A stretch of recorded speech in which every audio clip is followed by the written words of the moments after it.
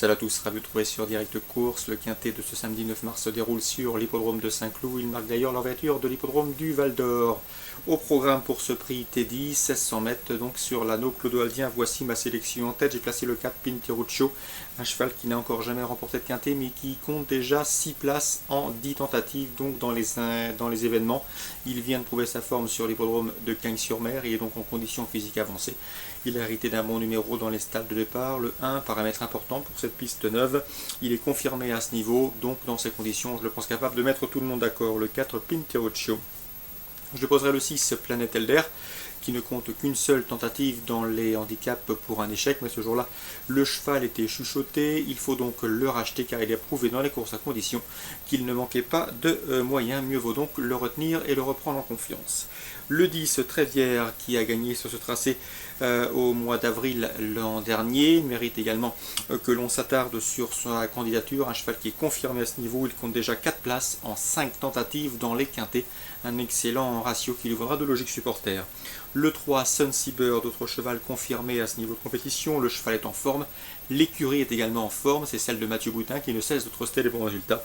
Le cheval est en condition physique avancée comme le prouve cette dernière tentative à Cagnes-sur-Mer. Mieux vaut donc s'attendre à le voir confirmé.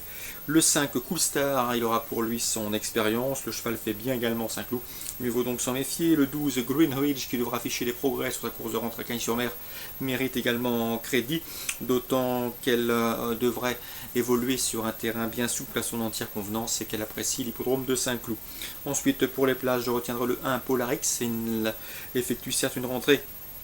Et sachez également qu'il n'a pas vraiment de marge poids, mais une place est tout à fait possible, tout comme le 2 Chopsov. Son entourage n'a pas pour habitude de se déplacer du sud-ouest à des fins touristiques. Mieux vaut donc s'en méfier pour l'octroi d'un accessite. Résumé chiffré 4, 6, 10, 3, 5, 12, As et 2. Concernant les informations, on va se diriger sur le Croisé-la-Roche en Réunion 3. Dans la troisième, j'aime beaucoup le 101 Un matin dans les mâts qui vient de faire l'arrivée sur ce tracé. C'était le 22 février. Ce jour-là, il a terminé troisième, mais nul doute que s'il avait trouvé l'ouverture dans la phase finale, il aurait sans doute lutté avec le lauréat et pourquoi pas gagné, car il a terminé avec d'évidentes ressources ce jour-là. Donc mieux vaut donc l'en faire une base dans cette épreuve. Le 303 Un matin d'un amas. Dans la suivante, je vous conseille le 402 Cire de l'Est, un cheval qui sera confié à un pilote, en l'occurrence Jos Verbeek. Le cheval a gagné sa dernière course sur cette piste. Il a donc l'aptitude au tracé de Croisé-la-Roche.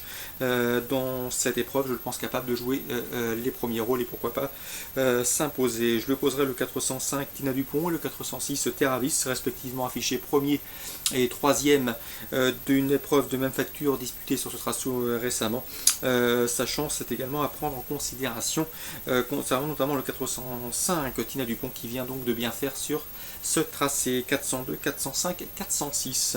Dans la suivante, la cinquième, l'un des temps forts de cette réunion Croisé-la-Roche, je pense que le 503 Used to Me dispose d'une excellente chance. Le cheval a couru des bons lots cet hiver à Vincennes. Il retrouve la province ici avec de sérieuses prétentions. C'est le seul 5 ans au départ de cette épreuve et à mon avis il peut regarder ses aînés droit dans les yeux.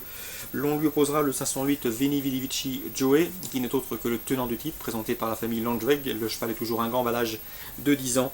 Le 511 Les Benerel et le 512 Perlando n'ont plus à faire leurs preuves. Ils sont chevronnés et devraient également bien se défendre. Je me méfie également d'Iceland, jument scandinave, qui vient de très bien se comporter à l'occasion de ses débuts en France. Donc ça peut être l'outsider sympathique de cette compétition. Le 503, le 508, le 511, le 512. Et attention également à la scandinave, Highland, qui doit pouvoir tirer son épingle du jeu à ce niveau. Dans la sixième, Christopher Nickel, que j'ai joué en téléphone et dont l'interview est disponible sur Canal+ Radio, n'est pas négatif au sujet du 608 Vidocq de Calandre. Le cheval effectue une rentrée, mais attention, il a déjà pas mal de travail et le lot n'a rien d'extraordinaire dans ces conditions. Christopher Nickel, son entraîneur, ne sera nullement surpris de voir son protégé s'illustrer d'emblée dans cette épreuve. Course ciblée au Croisé-la-Roche en Réunion 3 pour ce samedi 9 mars. La troisième, la quatrième, la cinquième et la sixième. Bonjour à tous, bon début de week-end et à demain.